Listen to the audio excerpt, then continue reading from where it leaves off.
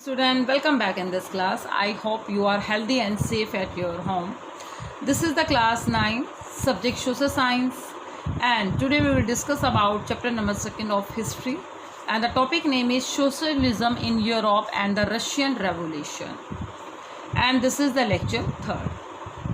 Firstly, we will revise previous lecture, and in previous lecture we have discussed about the socialism. And you know, students, socialism in Europe had occurred on 1917. And students, socialism is a vision. According to the socialism, all persons are equal. They have equal right. They have equal freedom. And we got the idea of socialism from the Europe. And in this chapter, we will learn about the socialism in Europe and the Russian Revolution. And the student, in last lecture we have discussed about the Russian Revolution and the Russian Empire in 1914. And you know, Tsar Nicholas II ruled Russia and its empire. And in this lecture we will discuss about new topic. Firstly, we will discuss about the Russian Empire in 1914, and then we will discuss about the condition of economic and society in Russia, and then we will discuss about socialism in Russia and effect of socialism in Russia, and then we will discuss some question. That question I have assigned in previous lecture, and last I will give some question in your homework. Student, in this chapter we will discuss about two main topics. Firstly, socialism in Europe, and then the Russian Revolution. And the socialism in Europe we have already discussed, and today we will discuss about the Russian Empire. And student, the Russian Revolution and the Russian Empire. Russian Revolution had occurred on 1917, and two incidents were the main cause of Russian Revolution. Firstly, the decline of monarchy in February 1917 and the events of October are generally known as Russian Revolution. Two revolutions were the most important revolution: February 1917 and the October 1970 revolution. Firstly, in February 1917, the decline of monarchy system means the decline of king rules, and October 17 was known as socialist formed the government in Russia. Socialist took over the government in Russia in October 1917. देखिए बेटा, Russian revolution इससे पहले हमने discuss किया socialism इन कैसे Europe में socialism आया. तीन ग्रुप्स थे, लिबरल, कंजर्वेटिव एंड रेडिकल्स थे. इंडस्ट्री सेट होने के बाद लिबरल्स और रेडिकल्स ने उनको चेंज करने की कोशिश की. काफ़ी सारे वर्कर्स की कंडीशन इम्प्रूव करने के लिए किया गया. उसके बाद सोशलिज्म आने के बाद बहुत सारे लोगों ने सपोर्ट किया कि कंट्री को क्या है, हमें सोशलिज्म में अकॉर्डिंग सबको क्या है, इक्वली राइट्स देनी चाहिए, इक्वली फ्रीडम देनी चाहिए. उसके बाद जो रशियन रेवोल्यूशन की जो है इंसिडेंट है वो होता है अक्टूबर में और फरवरी 1917 में. जो फरवरी 1917 का इंसिडेंट है उसमें होता है कि मोनार्की सिस्टम बिल्कुल कंट्री से रिमूव हो जाती है, और जो अक्टूबर इंसिडेंट है उसमें सोशलिस्ट है वो क्या करते हैं, गवर्नमेंट फॉर्म करती है, यानी सारी पावर सोशलिस्ट के पास आ जाती है. तो उस वाले रेवोल्यूशन को कहा जाता है Russian revolution. And student, the Russian empire.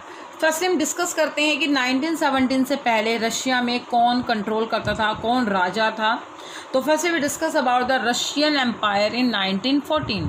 In 1914 tsar Nicholas II rule Russia and its empire, यानी कि उसके पूरे साम्राज्य पे जो पूरा एरिया था उसके पूरे एरिया के कंट्रोल पे जार निकोलस के द्वारा कंट्रोल किया जाता था. And the Russian empire included territory around Moscow, present day Finland, Latvia, Lithuania, Estonia, parts of Poland, Ukraine and Belarus. ये these areas were the under of Tsar Nicholas II. They control all over the areas in 1914. And the student, after the Russian Empire and the effect of Russian Empire, effect of the Tsar Nicholas ruled the Russia, effect of economy and society condition. First student, at the beginning of 20th century, about 85% of the Russian Empire population earned their living from agriculture.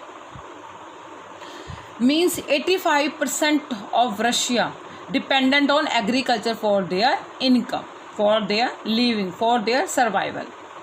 And Russian was a major exporter of grain in empire, cultivated produce for the market as well as for their own needs.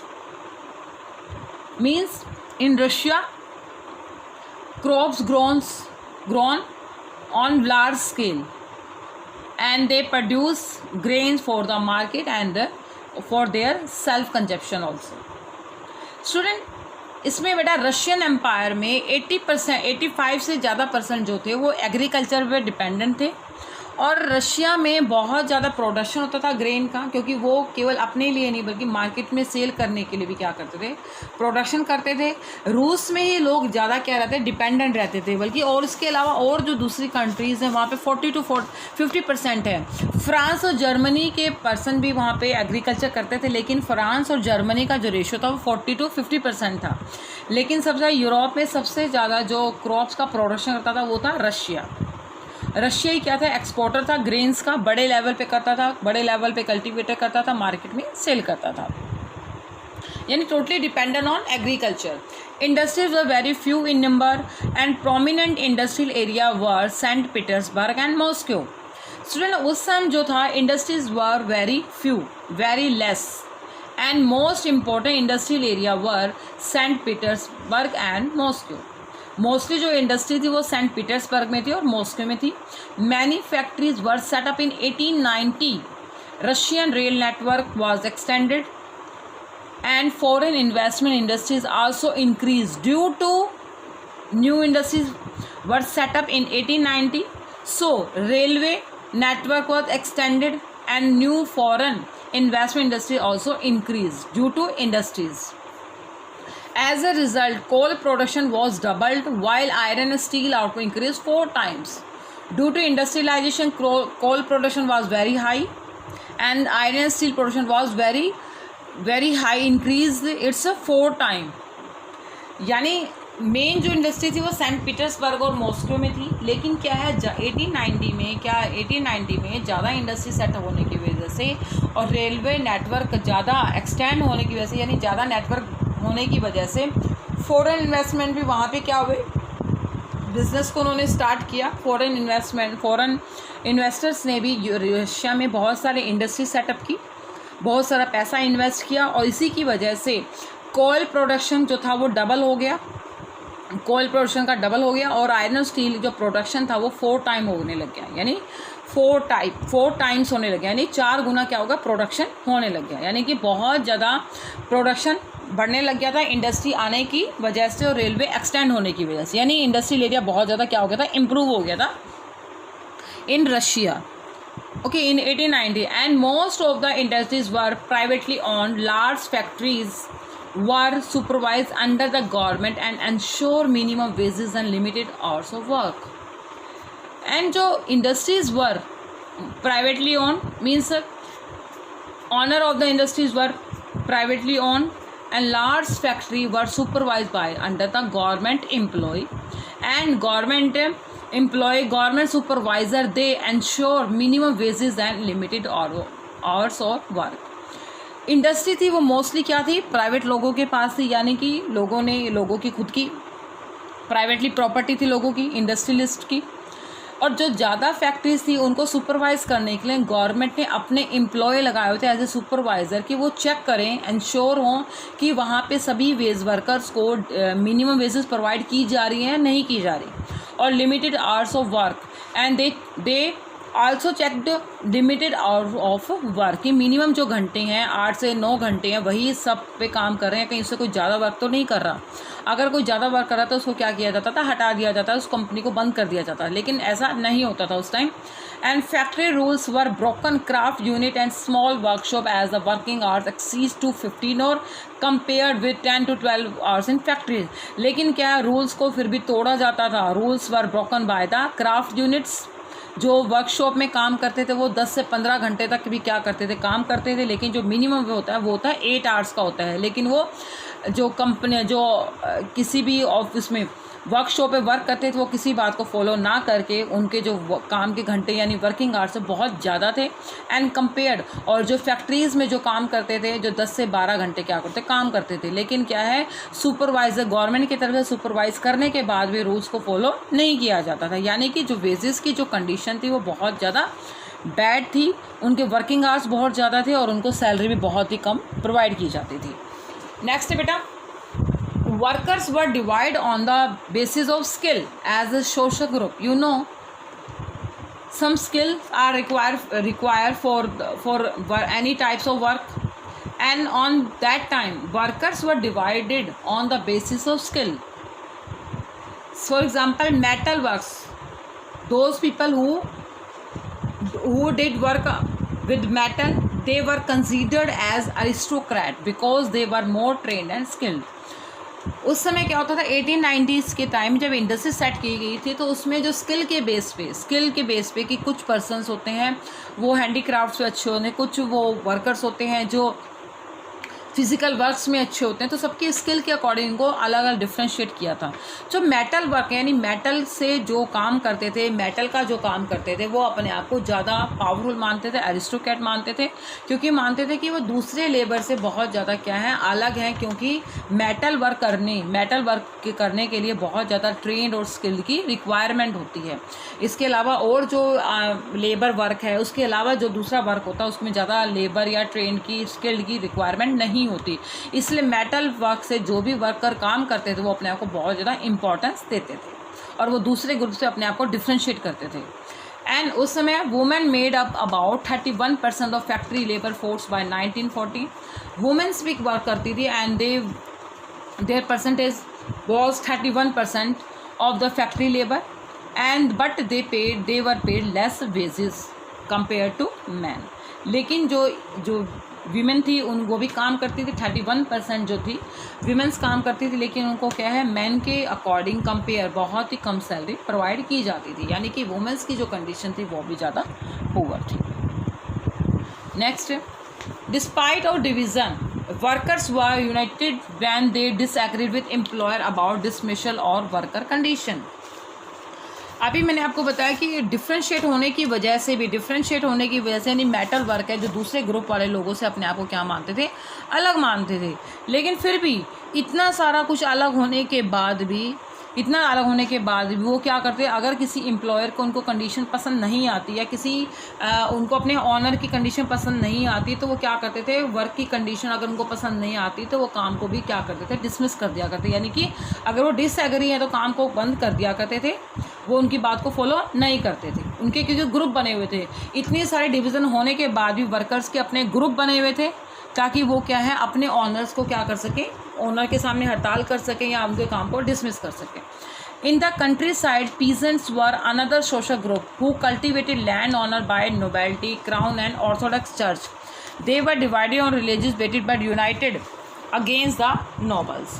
इसके अलावा बेटा country sides में यानी आसपास वाले area में भी peasants के अपने अपने क्या बने हुए थे, ग्रुप बने हुए थे एंड हु जो क्या करते थे, who land own by nobility, crown and orthodox crown church, they were divide on the religion. और वो क्या है धर्म के नाम पे अलग अलग क्या होते, बटे हुए थे।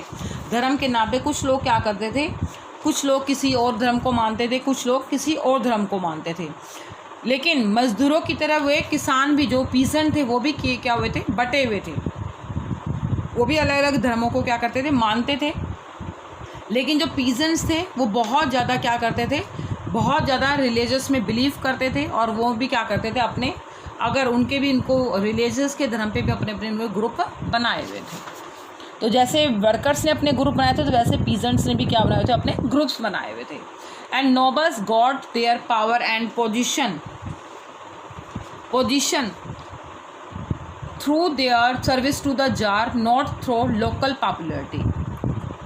जो नोबल्स थे, जो वहाँ पे जो उन्हें मिली थी, जो नवाब थे वहाँ पे नोबल्स थे, यानी कि जो नोबल थे, जो हेड थे, नहीं बल्कि उनका क्या था, उनको जार के प्रति, उनको जो उन्होंने राजा के प्रति जो उन्होंने सर्विस जो प्रोवाइड की थी, उसकी वजह से लोग उनको ज़्यादा क्या करते थे, इम्पोर्टेंस देते थे. और जो पीजेंट्स की जो कम्युनिटी होती थी उसको कहा जाता कम्यून यानी मीर भी कहा जाता था. पीजेंट्स की जो कम्युनिटी यानी हेड ऑफ द पीजेंट्स को मीर कहा जाता था. और जो वहाँ पे जो नोबल्स को got their power position through their service to tsar, उन्होंने जार के प्रति जो सर्विस प्रोवाइड की है, यानी जार के प्रति जो उनकी उसके जार मतलब वहाँ के जो राजा था उसके बदले उन्होंने जो सर्विस प्रोवाइड की, उन्हीं के बदले उनको क्या मिली हुई है, इतनी इम्पोर्टेंस मिली हुई है. तो और जो पीजेंट्स थे उनके जो हेड होता पीजेंट्स को कहा, उनकी कम्युनिटी को कहा जाता था कम्यून. नेक्स्ट है बेटा, in France during French Revolution in Britain, peasants respected nobles and respect for them. लेकिन आपको पता है कि फ्रेंच रेवोल्यूशन में तो nobility, clergy and third state थे, वो वहाँ पे क्या करते थे, अपने जो पीजेंट्स थे वो क्या करते थे, रिस्पेक्ट करते थे. लेकिन रशिया में ऐसा नहीं था. Peasants wanted the land and nobles to be given them. They refused to pay rent, even murder landlord.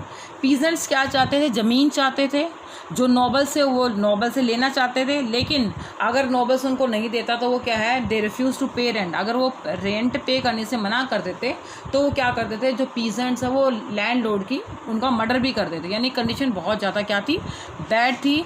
लेकिन इससे फ्रेंच रेवोल्यूशन में जो कंडीशन थी वो उसकी अपोजिट थी. फ्रेंच में तो लोग उनके क्या करते थे, नोबेलिटी एंड क्लर्जी के लिए बहुत ज़्यादा फेथफुल थे, उनके बहुत ज़्यादा को बात को ओबे करते थे. लेकिन रशिया में पीजेंट ऐसे नहीं थे. अगर वो उनको क्या है, पेमेंट टाइम पे रेंट पे नहीं करते थे और रिफ्यूज़ करते थे, उनकी बात से डिसएग्री नहीं होते थे, तो लैंडलॉर्ड को ही वो क्या करते थे, उनका मर्डर करते थे. यानी कंडीशन बहुत ज़्यादा वहाँ पे बैड थी.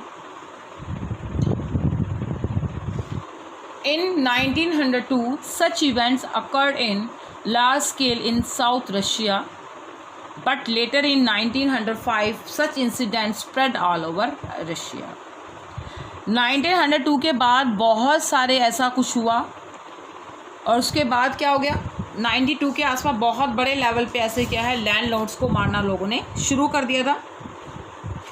लेकिन उसके बाद क्या, धीरे धीरे पूरे रशिया में ऐसे इंसिडेंट फैलने लगे. यानी बहुत सारे पीजेंट्स ने बहुत सारे लैंडलॉर्ड्स को मारना स्टार्ट कर दिया, क्योंकि लैंडलॉर्ड उनसे रेंट मांगते थे, उनके बदले काम मांगते थे, तो उनको क्या वो रिफ्यूज़ कर देते थे. और रिफ्यूज़ करने की वजह से वो उनको क्या कर देते थे, उनको मर्डर कर दिया करते थे. Russian peasants were different from other European peasants as they accumulated their land together and later divided into on the basis of needs of individual families. लेकिन जो रशियन जो पीजेंट थे वो दूसरे यूरोपियन पीजेंट से बहुत ज़्यादा डिफरेंस थे. उनकी जो थ्योरी थी, जो उनके विज़न थे वो बिल्कुल डिफरेंस थे. वो क्या करते थे, यहाँ रशियन जो पीजेंट थे वो क्या करते, अपने क्यूमिन यानी कि अपने जो हेड होता था, हेड ऑफ द पीजेंट, वो क्या करते थे, अपनी सभी ज़मीनों को इकट्ठा करते थे. They accumulated their land together and later divide the basis of needs of individual family. सारी ज़मीन को इकट्ठे करके और बाद में फैमिली की रिक्वायरमेंट के अकॉर्डिंग उनको क्या किया जाता था, डिस्ट्रीब्यूट कर दिया जाता था. तो ये जो थ्योरी थी ये थी रशिया के पीजेंट्स की थी. और उन्होंने अपने रिलीजियस के बेस पे उनके थॉट के आधार पे उन्होंने अपने अपने रूल्स रेगुलेशन बनाए गए थे. तो फ्रांस और रशिया के जो पीजेंट थे उनके में बहुत ज़्यादा डिफरेंस था. फ्रांस में वो लोग उनकी बात को ओबे करते थे, लेकिन रशिया में ऐसा नहीं था. मोस्टली जो पर्सन थे वो एग्रीकल्चर पे डिपेंडेंट थे. 85% जो थे वो एग्रीकल्चर पर डिपेंडेंट थे. बाद में कोयले का प्रोडक्शन भी बहुत ज़्यादा हो गया, आयरन स्टील का प्रोडक्शन भी डबल से डबल हो गया था. तो यही सारी सिचुएशन है जो रशियन रेवोल्यूशन आने से पहले की है, 1914 की है, कि उससे पहले क्या क्या रशिया में होता था. नेक्स्ट बेटा, socialism in Russia. Socialism Russia, all political parties. Russia में सोशलिज्म आने के पहले क्या क्या होता था, the all political parties were illegal in Russia before 1914. बेटा 1914 से पहले जो भी पॉलिटिकल पार्टी बनेगी थी वो सारी क्या थी, इलीगल थी. कोई भी उनकी बात को फॉलो नहीं करता, इलीगल मानता था. And the Russian Social Democratic Worker Party was founded in 1898 by socialists who respected Marx's ideas. यानी Russian social democratic worker party formed in 1898 by socialists, and socialists they followed Marx's ideas. Socialism Russia में आने से पहले क्या था, 1914 में जो भी पार्टी बनी हुई थी वो सारी क्या थी, इलीगल थी. और रशियन सोशल डेमोक्रेटिक वर्कर्स जो पार्टी थी वो 1898 में बनाई गई थी. और वो सोशलिस्ट में इन्होंने जिसने भी बनाई थी उन्होंने मार्क्स के आइडिया को क्या किया था, इसमें फॉलो किया था. और मार्क्स भी यही चाहते थे कि सबको क्या इक्वालिटी मिले, फ्रीडम मिले. इसी वजह से सोशलिज्म में उन्होंने क्या है, मार्क्स के आइडिया को क्या किया था, फॉलो किया था. और उसके बाद due to government policies the party was operative secretly as illegal organisation. लेकिन क्या है, गवर्नमेंट पॉलिसी होने के बाद में वो जो पॉलिसी जो हमने नई जो फॉर्म की गई थी वो भी क्या करती, अपना सीक्रेटली काम करती थी, इलीगल ऑर्गेनाइजेशन होते हुए भी. And it started its own newspaper, mobilise worker and organise strike. और आपको पता है कि वहाँ पे उसको जो पार्टी बनाई थी वो इलीगल थी, लेकिन फिर भी उन्होंने अपनी क्या है, अपनी जो पार्टी थी उसको ऑपरेट किया सीक्रेटली, किसी को पता नहीं चला, एज ए इलीगल ऑर्गेनाइजेशन थी वो. और उन्होंने अपनी ऑर्गेनाइजेशन में काम करने के लिए अपना खुद का एक न्यूज़पेपर बनाया, लोगों को इकट्ठा किया, लोगों को उन्होंने मोटिवेट किया और काफ़ी सारी स्ट्राइक स्टार्ट कर दी उन्होंने. सोशलिज्म रशिया में लाने के लिए काफ़ी जगह क्या की स्ट्राइक उन्होंने स्टार्ट कर दी, ताकि कंट्री में क्या है, सोशलिज्म को ज़्यादा मोटिवेट किया जा सके. And socialist in the country side form the socialist revolution party in 1900. Socialist ने आसपास कंट्री में बहुत सारी क्या पार्टीज फॉर्म की, जिसमें पार्टी का नाम है socialist revolution party in 1900. And These parties struggled for peasants' right and demanded that land belonging to nobles would be transferred to peasants. और जो सोशलिस्ट जो ये रेवोल्यूशन पार्टी बनाएगी उनका मेन पर्पस था पीजेंट्स को राइट प्रोवाइड करना, peasants को लैंड प्रोवाइड करना. और उनकी डिमांड थी कि जो लैंड जिस लैंड पे नोबल अपना क्या करें, राइट्स दिखा रहे हैं, वो एक्चुअली ज़मीन उनकी ना होके पीजेंट्स की है. क्योंकि एक्चुअली में वर्क कौन करता है, पीजेंट्स वर्क करते हैं, तो ये ज़मीन भी उनको ट्रांसफ़र कर देनी चाहिए. इसीलिए सोशलिस्ट रेवोल्यूशनरी पार्टी इन 1900 में स्टार्ट की गई. लेकिन फिर भी उसको क्या है, उनको क्या है, लीगल नहीं माना जाता, इलीगल माना जाता था, क्योंकि उनका जो मेन पर्पस था पीजेंट्स को राइट प्रोवाइड करना. नेक्स्ट बेटा, social democratic disagreed with socialist revolution about peasant. लेकिन जो सोशल डेमोक्रेट्स थे, Democrat disagree with social revolution about peasant से रिलेटेड जो थे, वो जो रेवोल्यूशनरी कर रहे थे वो पीजेंट्स के अबाउट क्या था, डिसएग्री थे. वो नहीं चाहते थे कि पीजेंट्स को ऐसा मिले. और Vladimir Lenin felt that peasants were not, ये भी थे सोशलिस्ट थे. Vladimir Lenin felt that peasants were not one united group due to finite differences. Due to these differences, they could not be a part of socialist movement. According to the Vladimir Lenin, peasants were divided on the basis of their income sources. अब वर्दीमन जो Lenin थे वो भी कहाँ, वो वर्दीमन Lenin थे वो भी क्या थे, सोशलिज्म को फेवर करने वाले थे. उन्होंने कहा कि हमारे जो पीजेंट्स हैं उनमें भी क्या है, यूनिटी नहीं है. यूनिटी नहीं होने की वजह से उनके बहुत सारे अलग अलग ग्रुप बने हुए हैं, जिसकी वजह से जो रिच है, जो रिच ग्रुप है वो पुअर ग्रुप से क्या करता है, डिस्क्रिमिनेट करता है. जिसकी वजह से सोशल मूवमेंट क्या होती है, वो सक्सेस नहीं हो पाता. इसी वजह से क्या है, लोगों आपस में लोगों में डिस्क्रिमिनेट होता है. डिस्क्रिमिनेट होने की वजह से सोशल क्या मूवमेंट को सक्सेस नहीं मिल पाती, according to the theory of Vladimir Lenin. And the social democratic was later divided in two wings, the Bolshevik and Menshevik. बाद में बेटा सोशल डेमोक्रेटिक पार्टीज में भी 2 टाइप्स की क्या हो गई, वहाँ पे टाइप्स बन गए उनके भी, जो बोल्शेविक और मेंशेविक के नाम से जान जाते हैं. बोल्शेविक क्या थे, बोल्शेविक तो एक पार्टी का नाम है और मेंशेविक एक अदर पार्टी का नाम है. Vladimir Lenin lead the Bolshevik group as he wanted, Bolshevik को लीड कर रहे थे वो. And he wanted discipline party with quality members. वो चाहते थे कि इस पार्टी में सारे क्वालिटी मेंबर हों और वो क्या है, डेमोक्रेटिक सिस्टम को क्या करें, मेंटेन रखें. तो व्लादिमीर लेनिन का मेन पर्पस यही था कि उनको इक्वल प्रोवाइड करना। इसका मतलब है बोल्शेविक का मीन्स है ए मेंबर ऑफ द मेजॉरिटी, यानी कि मेजॉरिटी में से जो मेंबर चुने जाते हैं उनको नाम दिया Bolshevik. And believed in highly centralised party of professional revolutionary. वो चाहते थे कि इसमें सारे क्या हो, प्रोफेशनल हो, जो रेवोल्यूशनरी प्रोफेशनल हो, वो अपने काम में बहुत ज़्यादा क्वालिटी हो, और वो ऐसे ही क्वालिटी वाले लोगों के साथ मिलकर क्या है पार्टी फॉर्म करना चाहते थे। और वो नहीं चाहते किसी मिडिल फैमिली या किसी मिडिल ग्रुप के साथ काम करना नहीं चाहते थे। उनकी जो मेन उनमें क्या था, लोगों में अनुशासन बन के रखना, ताकि क्या है उनकी पार्टी को ज़्यादा से ज़्यादा क्या मिले, सपोर्ट मिले। तो बोल्शेविक को लीड करते व्लादिमीर लेनिन। इसके अलावा मेंशेविक थे। मेंशेविक का मीन्स है ए मेंबर ऑफ द मिनॉरिटी, मतलब उनका मतलब यही है कि मिनॉरिटी की सभी मिनॉरिटी के मेंबर्स को लेके चलना। And wanted to be open to all. Menshevik का मतलब है कि जर्मनी में सभी पर्सन को इक्वल राइट्स करना, सभी लोगों को एक ग्रुप में बना के रखना।